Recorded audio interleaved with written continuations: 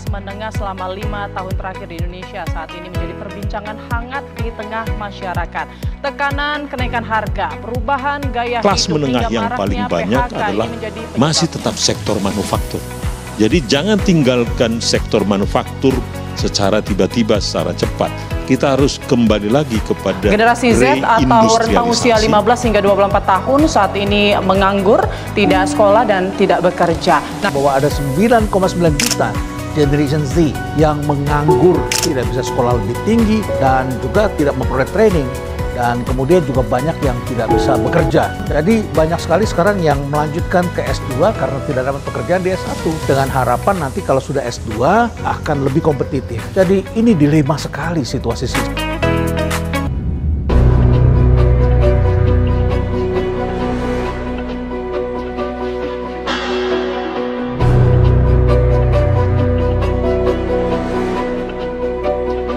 Lesunya berbagai bidang di perekonomian yang ada di Indonesia menjadi gambaran wajah umum saat ini. Berbagai usaha berjuang untuk bertahan, dan ada pula yang harus gulung tikar.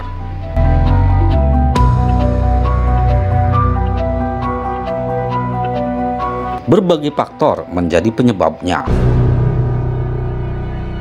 Walau kini semangat, harapan itu kian menyala, di mana pelantikan presiden diharapkan menjadi awal dari sebuah perubahan, perbaikan ekonomi, dan harapan baru bagi bangsa ini.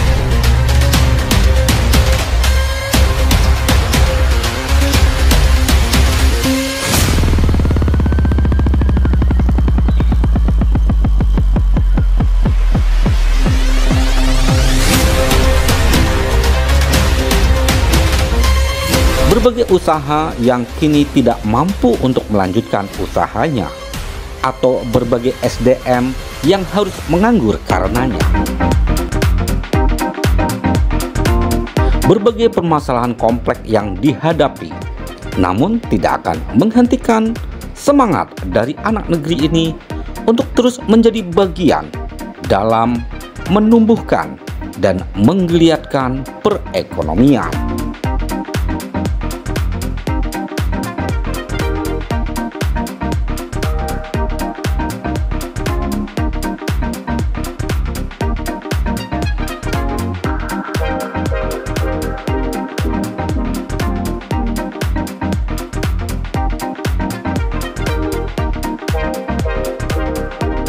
Yang masih bisa bertahan, dan mereka yang memiliki banyak harapan pun kini mulai merintis dengan berbagai bidang yang diharapkan mampu memberikan sumber kehidupan di masa yang akan datang.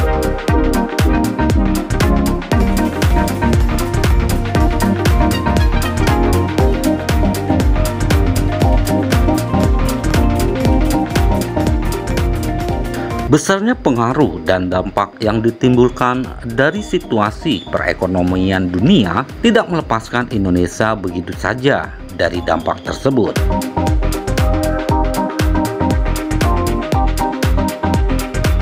Ada pengaruh yang kini begitu terasa di dalam negeri terkait perkembangan ekonomi dunia.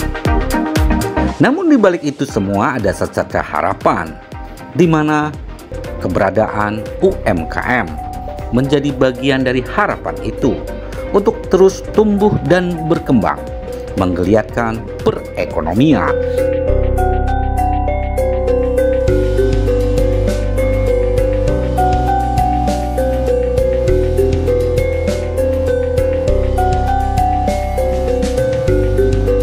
Banyaknya negara yang terpengaruh dengan situasi iklim perekonomian dunia bukan saja berpengaruh secara langsung dalam perekonomian di suatu negara, namun juga ketergantungan inilah yang menandakan kelemahan dan ketidakdaulatnya perekonomian satu negara.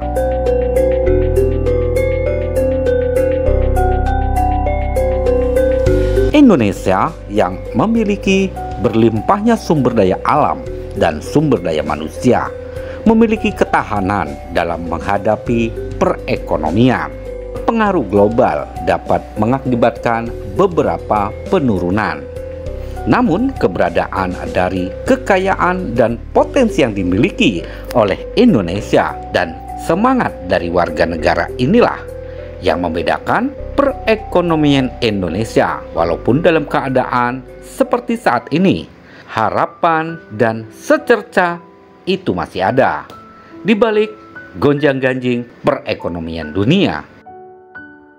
Ada berbagai pertanyaan saat ini, harus memulai dari mana? Atau kita mau bertahan seperti apa? Tentunya ini sebuah kajian dan solusi yang Solusi Bisnis hadirkan di episode ini bersama Dekan Fakultas Ekonomi dan Bisnis UGJ Cirebon. Apa dan bagaimana kita mengambil bagian itu?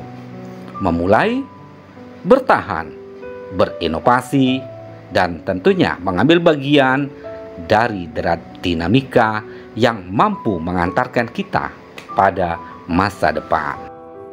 Walau segalanya menjadi lambat, seolah enggan untuk berlari kencang, namun di balik itu semua ada sebuah solusi. Dan solusi inilah yang akan disampaikan oleh Dr. Andes Haji Acep Komara, Dekan Fakultas Ekonomi dan Bisnis Universitas Swadaya Gunung Jati UGJ Cirebon, agar kita tidak tersesat dan bisa menjadikan pilihan untuk memulai mengambil bagian meningkatkan kesejahteraan.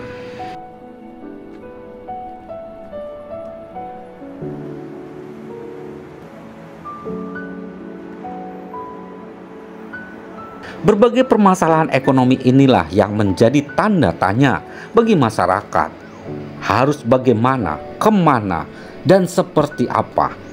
Dan inilah yang akan dijawab oleh Dekan Fakultas Ekonomi dan Bisnis UGJ Universitas Swadaya Gunung Jati Cirebon.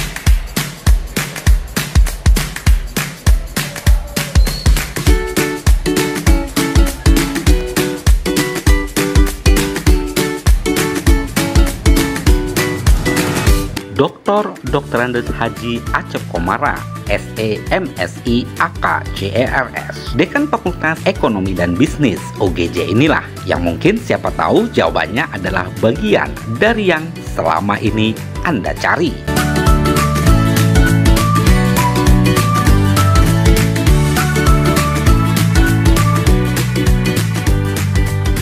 Sebelumnya kita tentu harus optimis ya, dengan adanya presiden baru dan wakil presiden yang baru ini akan bisa membawa perubahan yang lebih baik, khususnya pada sektor perekonomian di Indonesia. Nah, sebagai individu tentu ya bagaimana kita bisa menghadapi perubahan-perubahan ekonomi yang mungkin unpredictable di masa kini maupun masa yang akan datang. Beberapa pengamat mengatakan saat ini kita sedang mengalami deflasi ya, yaitu suatu menurunnya suatu fenomena perekonomian di mana terjadi menurunnya daya beli masyarakat. Nah, oleh karena itu bagi kita sebagai individu ya, kita harus melakukan beberapa hal. Pertama misalnya ya, dalam hal pendapatan, tentu kita harus memiliki beberapa alternatif sumber pendapatan sehingga kita tidak mengandalkan satu sumber pendapatan saja. Kalau kita misalnya punya sumur yang terdiri dari beberapa mata air, tentu kita tidak hanya mengandalkan satu mata air saja. Yang kedua, sebagai individu tentu kita harus bisa membuat prioritas di dalam pengeluaran. Jadi apa saja yang menjadi urutan yang terpenting bagi kita dan tidak perlu kita untuk konsumtif ya dalam situasi yang sekarang ini. Kemudian juga kita punya local wisdom di mana kita itu bisa berswasembada mandiri dalam memenuhi kebutuhan hidup kita sendiri sebetulnya ya. Orang Indonesia atau kita biasanya punya lahan meskipun sempit atau ada yang lahan yang agak luas.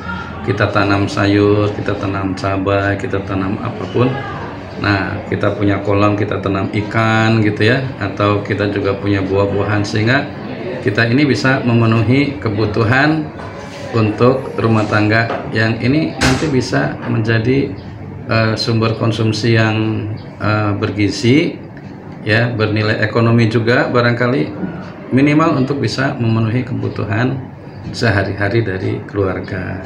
Jadi pertama, sebagai individu tentu mungkin kita harus kalau bisa punya beberapa sumber pendapatan ya, kemudian kita membuat prioritas di dalam pengeluaran. Nah, langkah berikutnya ya tentu kita bersuasembada di dalam memenuhi kebutuhan kita. Dan satu hal lagi ya adalah bahwa kita tentu harus bisa berhemat ya dalam situasi yang sulit gitu, sehingga kita tentu tidak boros ya, dan keuangan kita bisa kita atur sedemikian rupa agar bisa mencukupi. Yang sudah kita ketahui bahwa UMKM ini menduduki proporsi yang sangat besar, yaitu 99% pelaku ekonomi di Indonesia itu adalah UMKM, dan ini sudah terbukti bahwa UMKM itu adalah yang paling survive ya ketika dulu Indonesia dilanda krisis, yaitu pada saat pandemi COVID. Nah, oleh karena itu keberpihakan pemerintah kepada UMKM saya kira perlu terus ditumbuhkan, dan ini merupakan juga sinyal yang positif ya, supaya bagaimana UMKM ini bisa teruskan kegiatan ekonominya. Ya, kira-kira produk apa yang bisa diserap oleh konsumen gitu ya. Nah, kemudian juga pengelolaan usaha yang efisien dan marketing yang baik, menggunakan banyak pasar-pasar baik online maupun offline yang bisa digunakan untuk menumbuh-kembangkan UMKM. Saya kira ini suatu sinyal yang positif ya dari pemerintah untuk mengembangkan sektor UMKM di negeri kita. Sebetulnya kalau kita lihat data ya, mudah-mudahan ini nanti bisa dikoreksi ya barangkali ada kesalahan. Itu 99% itu adalah pelaku UMKM. Jadi saya kira UMKM sekarang ini harus membuat langkah-langkah yang strategis untuk bisa mempertahankan diri dalam situasi perekonomian yang tidak pasti, agar mereka bisa survive. Jadi kalau misalnya kita mau mengadakan kegiatan produksi, maka buatlah produk yang diminati oleh konsumen, kemudian juga lakukan marketing yang bisa menjangkau kebutuhan masyarakat ya, marketing yang strategis untuk bisa memasarkan produk yang efektif kepada masyarakat. Dan tentu harus efisien ya, karena kalau kita melakukan pengeluaran ya, bagaimana agar pengeluaran itu adalah pengeluaran yang bisa mendatangkan penghasilan. Jadi tidak bersifat pengeluaran modal semata-mata, tapi juga pengeluaran yang bisa menghasilkan pendapatan. Begitu.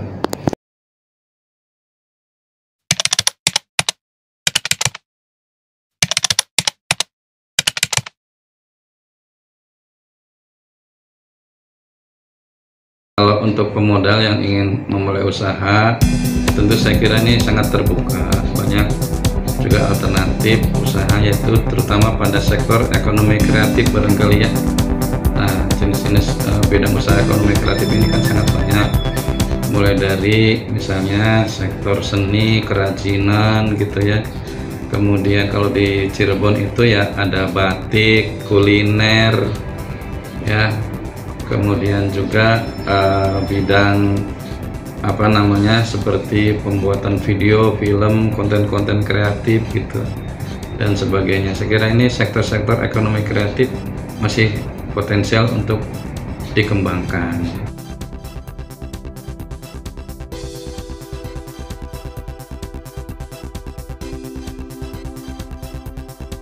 Ya, saya kira kalau dalam kajian akademik ya, pilihan investasi yang menarik itu ada di surat berharga ya, seperti saham atau obligasi.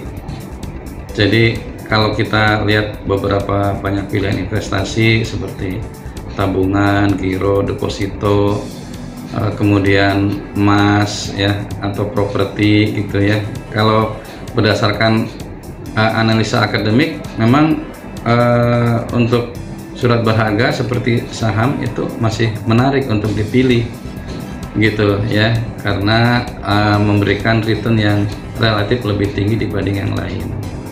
Nah, saran bagi para individu yang memiliki uang saat ini, hendaknya tidak dulu membeli properti katanya gitu ya, menurut para pengamat ekonomi itu. Sebaiknya kita ada tindakan untuk menahan uang gitu ya, ada tindakan untuk menahan uang agar kita ini memiliki cash ya untuk menghadapi atau mengantisipasi hal-hal yang mungkin nanti akan bersifat darurat gitu ya. Darurat ini dalam artian ya kebutuhan yang mendadak, yang tiba-tiba harus dipenuhi. Jadi kita menahan kas, tidak dulu untuk membeli properti gitu ya, karena kalau properti itu kan pertama nilai investasinya tinggi, kemudian juga kalau untuk dijual kembali likuiditasnya agak lama begitu ya, agak sulit untuk bisa dilepas kembali gitu.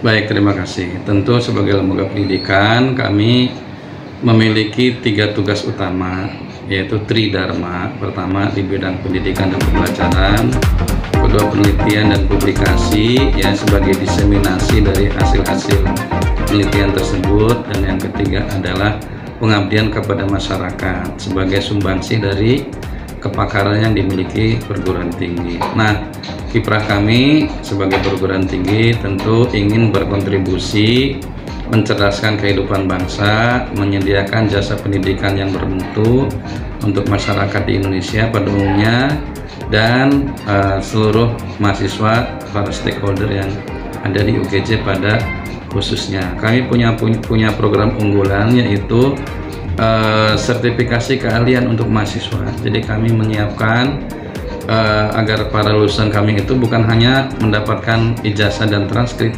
tapi mereka juga memiliki beberapa sertifikat keahlian, seperti untuk komputerisasi akuntansi, yaitu dengan sertifikat keahlian CAP, Certified of Accurate Professional. Kemudian CTT ya, CTT ini untuk teknisi pajak, jadi ya Certified of Tax Technician. Nah, kemudian juga kami menyiapkan mahasiswa kami untuk memiliki sertifikasi ACPA ya, Certified Public Accountant ya. Nah, jadi mahasiswa kami ini bisa meraih 4 gelar sekaligus. Selain sarjana akuntansi atau sarjana manajemen, mereka bisa meraih ACPA, CTT dan CAP, dan itu sudah terbukti, sudah ditunjukkan oleh mahasiswa kami. Lebih dari 500 orang sudah bergelar CAP meskipun masih berstatus mahasiswa. Kemudian mereka kami perkenalkan kepada dunia pasar modal karena kami punya GIBE ya. GIBE itu adalah Galeri Investasi Bursa Efek Indonesia. Jadi mereka mempelajari juga ya tentang investasi di pasar modal. Kami juga punya laboratorium tax center untuk mahasiswa kami belajar terkait dengan kemampuan dan pengetahuan perpajakan. Selain itu kami juga punya inkubator bisnis untuk mempersiapkan mahasiswa kami yang berminat menjadi seorang wirausahawan handal. Nah, jadi kami ini adalah Center of Excellence ya di kampus. Kemudian juga ke depan tentu untuk kemampuan bersaing kami sedang menyiapkan kelas internasional dan berbagai kegiatan internasionalisasi untuk meningkatkan daya saing internasional Fakultas Ekonomi dan Bisnis UGJ. Dan lebih penting lagi, barangkali nanti kita ingin adakan kelas internasional ini dengan mendatangkan banyak mahasiswa dari luar negeri ya, khususnya dari Asia atau ASEAN ya, ASEAN atau Asia Tengah dan sekitarnya.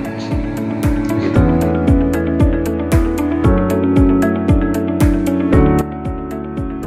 Demikian pemirsa kebersamaan kita di Solusi Bisnis. Semoga menjadi inspirasi dan motivasi kita untuk menyongsong masa depan yang lebih baik.